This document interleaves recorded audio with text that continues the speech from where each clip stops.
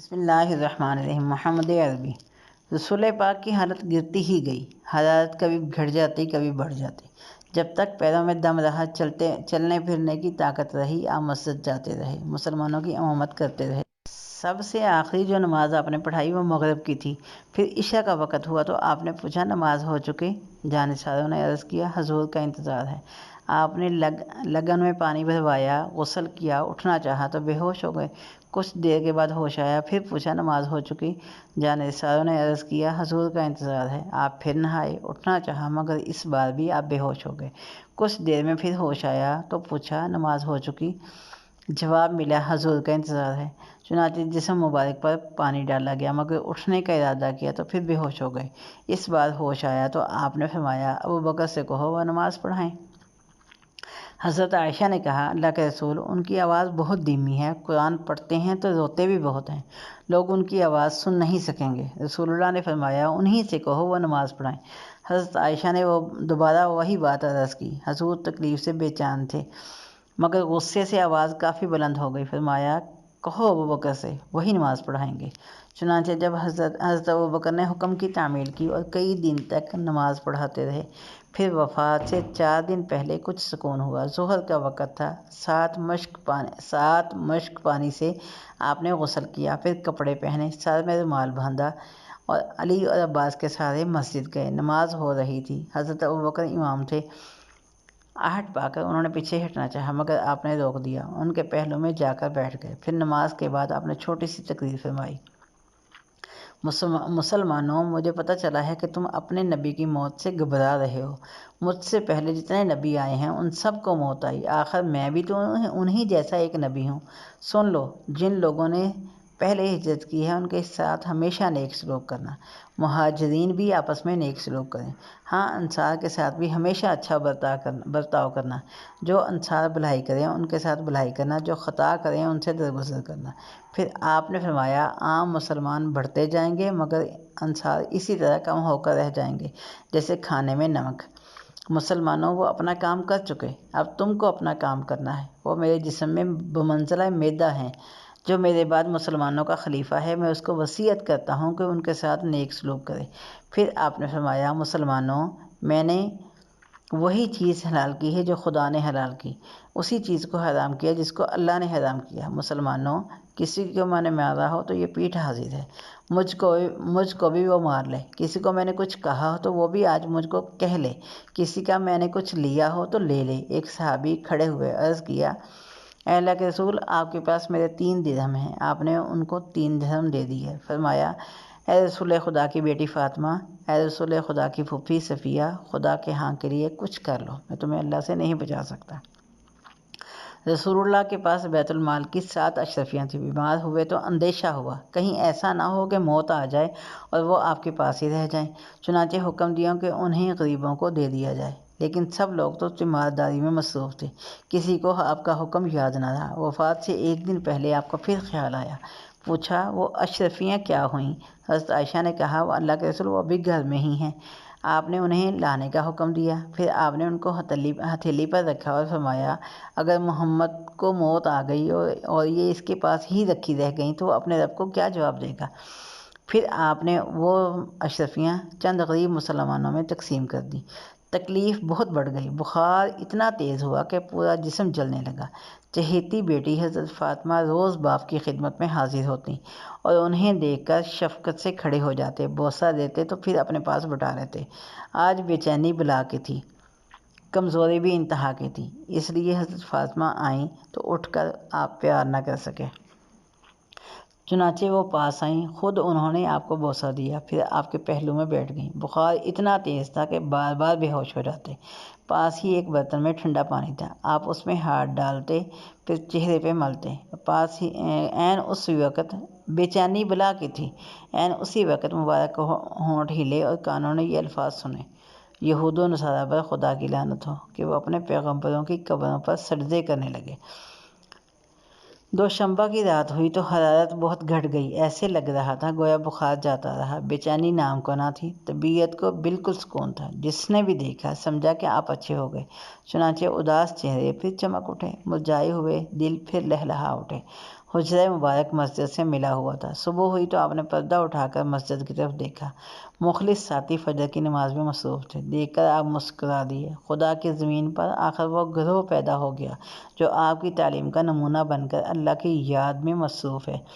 کچھ آہٹ ہوئی تو ساتھی سمجھے کہ آپ باہر آنا چاہتے ہیں، چنانچہ خوشی سے بےتاب ہو گئے۔ قریب تھا کہ نماز توڑ دیں۔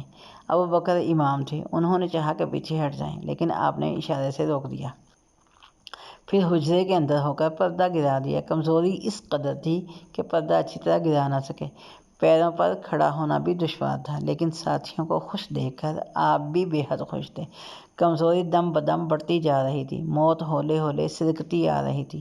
آپ نے برتن میں ٹھنڈا پانی مانگا، پانی حاضر کر دیا گیا۔ آپ بار بار اس میں ہاتھ ڈالتے، چہرے پہ ملتے، چادر کبھی منہ پہ ڈال دیتے، کبھی ہٹا لیتے۔ اس وقت لگاتار زبان مبارک سے یہ الفاظ ادا ہو رہے تھے: اللہم اعنی علی تحمل سکرات الموت۔ اے اللہ، جان کنی کی پریشانیاں جھیلنا میرے لیے آسان کر۔ میرے پیارے باپ کی بے چینی دیکھ کر فاطمہ بے چین ہو گئیں، بے اختیار چیخیں، ہائے میرے باپ کی بے چینی۔ آپ نے سنا تو فرمایا، آج کے بعد تمہارا باپ بے چین نہیں ہوگا۔ سپہر کا وقت تھا، سینے میں سانس گھڑ گھڑا رہی تھی۔ اتنے میں مبارک ہونٹ ہلے اور کانوں میں یہ آواز آئی: نماز اور غلاموں سے نیک سلوک۔ پھر ہاتھ اوپر اٹھے، آپ نے انگلی سے اشارہ فرمایا: بل الرفیق الاعلیٰ، اب اور کوئی نہیں، بس وہی سب سے بڑا ساتھی۔ یہی کہتے کہتے ہاتھ لٹک آئے، آنکھیں چھت سے لگ گئیں، روح پاک خدا سے جا ملی۔ دوشنبہ کا دن تھا، ربیع الاول کی 12 تاریخ تھی، ہجرت کا 11واں سال تھا۔ جانثاروں کی نظروں میں دنیا اندھیر ہو گئی اور دل کی بستی میں سناٹا چھا گیا۔ انا للہ و انا الیہ راجعون۔ اللہم صلی علی محمد وعلی آل محمد کما صلیت علی ابراہیم وعلی آل ابراہیم انک حمید مجید۔ وفات کے وقت آپ کی عمر مبارک 63 سال تھی، صلی اللہ علیہ وسلم۔ کیا سچ مچ رسول خدا چل بسے؟ جو مسلمان بھی یہ دلخراش خبر سنتا، بے ساختہ اس کی زبان پر یہ سوال آ جاتا: اف اف، ابھی چند ہی گھنٹے پہلے تو ہم نے آپ کو دیکھا تھا، آپ نے ہم سے باتیں بھی کی تھی۔ پھر آپ تو اللہ کے برگزیدہ بندے ہیں، اللہ نے آپ کو پیغمبر بنایا ہے، بہت سے لوگ آپ پر ایمان بھی لا چکے ہیں۔ اس کے علاوہ آپ تو ایک خدائی طاقت ہیں، آپ نے تو پوری دنیا کو ہلا کر رکھ دیا، اتنا بڑا انقلاب برپا کیا کہ زمانہ بھول نہیں سکتا۔ اور آپ ہی نے تو انسانوں کو اندھیرے سے اجالے میں پہنچایا ہے، گمراہی سے نکال کر سیدھے راستے پر لگایا ہے۔ نہیں، یہ کیوں کر ممکن ہے؟ آپ کے مرنے سے تو وہی رک جائے گی جو اب تک کسی نبی کے مرنے سے نہیں رکی۔ حضرت عمر نے یہ غمناک خبر سنی تو ان کے پاؤں تلے سے زمین سرک گئی۔ بے تحاشا وہ عائشہ کے گھر کی طرف دوڑے۔ انہیں یقین ہی نہیں آ رہا تھا کہ آپ کی وفات ہو گئی۔ جسم مبارک پر چادر پڑی تھی۔ حضرت عمر نے چہرے سے چادر اٹھائی، دیکھا آپ بالکل بے حس و حرکت ہیں۔ سوچا کہ بے چینی زیادہ ہے، اسی لیے بھی ہوشی کا عالم ہے، تھوڑی دیر میں پھر ہوش آ جائے گا۔ اس کے بعد وہ مسجد گئے، دیکھا تو لوگ سسکیاں لے رہے تھے۔ فوراً نیام سے تلوار کھینچ لی اور کڑکتے ہوئے بولے: جو بھی کہے گا محمد مر گئے، اسی تلوار سے اس کی گردن اڑا دوں گا۔ پھر نہایت گرجدار آواز سے کہا: لوگوں، کچھ لوگ ایسے بھی ہیں جو کہتے ہیں رسول خدا مر گئے ہیں۔ بخدا آپ ابھی مرے نہیں، حضرت موسیٰ کی طرح آپ بھی 40 دن غائب رہیں گے، پھر لوٹ کر آ جائیں گے۔ جس نے بھی کہا ہوگا کہ آپ مر گئے، اس کو دردناک سزا دیں گے۔ وفات کی المناک خبر حضرت ابوبکر کو ملی، سنتے ہی تڑپ اٹھے۔ فوراً مسجد پہنچے تو دیکھا عمر لوگوں میں تقریر کر رہے تھے، مگر وہ کسی سے کچھ نہ بولے۔ سیدھے حضرت عائشہ کے گھر گئے، جسم مبارک سے چادر ہٹائی، پیشانی پر بوسہ دیا، پھر فرمایا: اے رسول خدا، میرے ماں باپ آپ پر قربان، زندگی میں بھی آپ اچھے رہے، مرنے کے بعد بھی آپ اچھے رہیں گے۔ پھر مسجد گئے، دیکھا تو حضرت عمر کی تقریر جاری تھی، وہ لوگوں کو سمجھا رہے تھے کہ رسول خدا ابھی زندہ ہیں۔ حضرت ابوبکر نے حضرت عمر کو آواز دی: عمر ذرا ٹھہرو، مجھے کچھ کہنے دو۔ مگر حضرت عمر تو بے قابو تھے، اس لیے انہوں نے ذرا بھی دھیان نہ دیا، برابر بولتے رہے۔ اب حضرت ابوبکر مسلمانوں کی طرف متوجہ ہوئے اور اشارہ کیا۔ اشارہ پاتے ہی سارے مسلمان ان کے گرد جمع ہو گئے اور حضرت عمر تنہا رہ گئے۔ اس طرح حضرت ابوبکر مجمع پر چھا گئے۔ مشہور تقریر کی: لوگوں، اگر کوئی محمد کی بندگی کرتا تھا تو محمد اس جہاں سے تشریف لے گئے، اور اگر کوئی اللہ کی بندگی کرتا ہے تو اللہ زندہ ہے۔ حی لا یموت ہے، اس کو موت کبھی نہیں آئے گی۔ پھر یہ آیت پڑھی وما محمد الا رسول قد خلت من قبلہ الرسل افإن مات أو قتل انقلبتم على أعقابكم ومن ينقلب على عقبيه فلن يضر الله شيئا وسيجزي الله الشاکرین۔ اور محمد تو بس اللہ کے رسول ہیں، اس سے پہلے بہت سے نبی گزرے، اگر وہ مر جائیں یا خدا کی راہ میں مارے جائیں تو کیا تم الٹے پاؤں اسلام سے پھر جاؤ گے؟ اور جو کوئی پھر جائے گا وہ خدا کا کچھ نہیں بگاڑے گا، اللہ اس نعمت کی قدر کرنے والوں کو اچھا بدلہ دے گا۔ یہ تھی وہ بصیرت افروز تقریر جو حضرت ابوبکر نے اس وقت کی۔ مسلمانوں نے یہ تقریر سنی تو ان کی آنکھیں کھل گئیں اور کڑوی حقیقت کا انہیں یقین کرنا ہی پڑا۔ سب کو ایسے معلوم ہوا کہ آیت پاک آج ہی اتری ہے۔ چنانچہ اس دن ہر مسلمان کی زبان پر یہی آیت تھی، ہر طرف اسی کا چرچا تھا۔ مسلمانوں کے دل آپ کے عشق و محبت اور عقیدت سے لبریز تھے، اس لیے وفات کی خبر ان پر بجلی بن کر گری اور وہ سنتے ہی بدحواس ہو گئے۔ چنانچہ اسی بے خودی میں انہوں نے وفات کا انکار بھی کر دیا۔ پھر حضرت ابوبکر نے قرآن پاک کی آیت پڑھی تو ان کی آنکھیں کھلی اور انہیں ہوش آیا۔ حضرت عمر نے یہ تقریر سنی تو زمین پر گر پڑے کہ اب وفات میں شک کی گنجائش نہ تھی۔ انہوں نے کہا ایسا محسوس ہوتا ہے کہ اس سے پہلے یہ آیت سنی ہی نہ تھی۔ حضرت عثمان کا کیا حال تھا؟ ان کے بھی ہوش و حواس گم تھے، غم کی شدت سے زبان پر تانے لگے تھے۔ عبداللہ بن عمر فرماتے ہیں یوں سمجھنا چاہیے گویا ہماری آنکھوں پر پردے پڑے تھے، وہ پردے ہٹ گئے۔ یہی لوگ نہیں بلکہ تمام مسلمانوں کا یہی حال تھا، لیکن حضرت ابوبکر کی تقریر نے سب کی آنکھیں کھول دیں۔ انہیں یقین ہو گیا کہ نبی صلی اللہ علیہ وسلم سچ مچ اللہ کو پیارے ہو گئے۔ خود حضرت ابوبکر کا اس موقع پر کیا حال تھا؟ صبر و تحمل اور وقار کے پہاڑ تھے، نازک موڑ پر صحیح رہنمائی کا بہترین نمونہ تھا۔ حضرت ابوبکر کو پیارے نبی سے محبت کم نہ تھی، وفاداری اور جانثاری میں وہ کسی سے پیچھے نہ تھے۔ گزر چکا ہے کہ جب یہ آیت پڑھی کہ الیوم اکملت لکم دینکم واتممت علیکم نعمتی ورضیت لکم الاسلام دینا، تو حضرت ابوبکر رونے لگے تھے۔ اور سورہ نصر جب نازل ہوئی تھی تب بھی حضرت ابوبکر بے قابو ہو گئے تھے اور آنکھوں سے آنسوؤں کی جھڑیاں لگ گئی تھیں، کیونکہ وہ سمجھ گئے تھے کہ اب آپ کے دن قریب آ گئے ہیں۔ یہ برا دن دیکھنے کے لیے وہ پہلے سے ہی تیار تھے۔ یہی وجہ ہے کہ نبی صلی اللہ علیہ وسلم کی جب وفات ہوئی تو ہر طرف کوہرام مچ گیا، مسلمان کلیجہ تھام کے رونے لگے، کتنے بالکل بے خود اور بدحواس ہو گئے۔ لیکن حضرت ابوبکر صبر و تحمل کا پیکر بنے رہے اور اس نازک وقت میں مسلمانوں کی صحیح رہنمائی کی۔ غور کرو تو مسلمانوں پر یہ اللہ کا بہت بڑا فضل ہے کہ ایسے خطرناک وقت میں حضرت ابوبکر نے ان کو صحیح راہ سجھائی، پھسلتے ہوئے انہیں سنبھال لیا، پھوٹ پڑنے سے انہیں بچا لیا۔ جسد مبارک ڈھکا رکھا تھا، حضرت عمر آپے سے باہر تھے، سارے مسلمان بے خود و بدحواس تھے۔ حضرت ابوبکر انہیں سمجھا رہے تھے یہ کہ خدا کی مشیت مومن کی شان ہے، خدا کی مشیت کو خوشی خوشی گوارا کرے، اس کے ہر فیصلے کو اپنے لیے بہتر سمجھے اور ہمیشہ راضی برضا رہے۔ کہ اتنے میں ایک آدمی دوڑا ہوا آیا، اس نے کہا ابوبکر، عمر، سب انصار جمع ہیں، اپنے میں خلیفہ چن رہے ہیں، جلدی دوڑو ورنہ ایک فتنہ اٹھ کھڑا ہوگا، پھر مسلمانوں میں پھوٹ کا آتش فشاں پھٹ پڑے گا۔ حضرت ابوبکر اور عمر دوڑے، ابو عبیدہ بھی ساتھ تھے۔ دیکھا تو سب انصار جمع تھے، کچھ مہاجر بھی موجود تھے۔ خوب گرما گرم بحث ہو رہی تھی، زوروں پر تو میں جاری تھی، ایک دوسرے پر چوٹیں بھی ہو رہی تھیں، مگر ان لوگوں نے پہنچ کر حالات پر قابو پایا اور حکمت سے لوگوں کو سمجھا بجھا کر بٹھایا۔ پھر سب کی رائے ہوئی کہ حضرت ابوبکر خلیفہ چن لیے جائیں۔ اس طرح ابوبکر کو خلیفہ چن کر سارا جھگڑا رفع دفع ہو گیا۔ جسد مبارک بھی اسی طرح رکھا تھا، گھر اور خاندان کے لوگ اسے گھیرے ہوئے تھے اور آپ کو آنسوؤں کے نذرانے پیش کر رہے تھے۔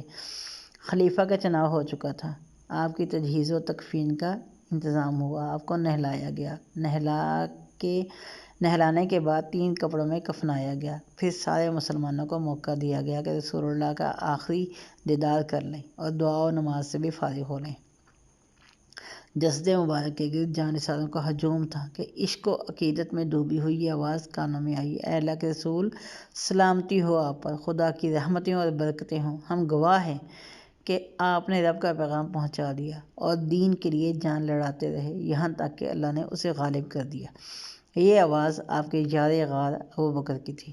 مرد نماز سے فارغ ہوئے تو عورتوں کی باری آئی، پھر بچوں کو موقع دیا گیا۔ لوگ بے تابانہ آتے اور بعد چشمے نم واپس چلے جاتے۔ وفات کے 2 دن بعد آپ قبر مبارک میں لٹائے گئے، پھر قیامت تک کے لیے نگاہوں سے اوجھل ہو گئے۔ محمد عربی کے تصور میں وہ جان حیات کون و مکان، وہ روح نجات انسانی، وہ جس کی بلندی کے آگے افلاک ہوئے پانی پانی، وہ فقر کا پیکر جس کے قدم چھوتا ہے شکوہ سلطانی۔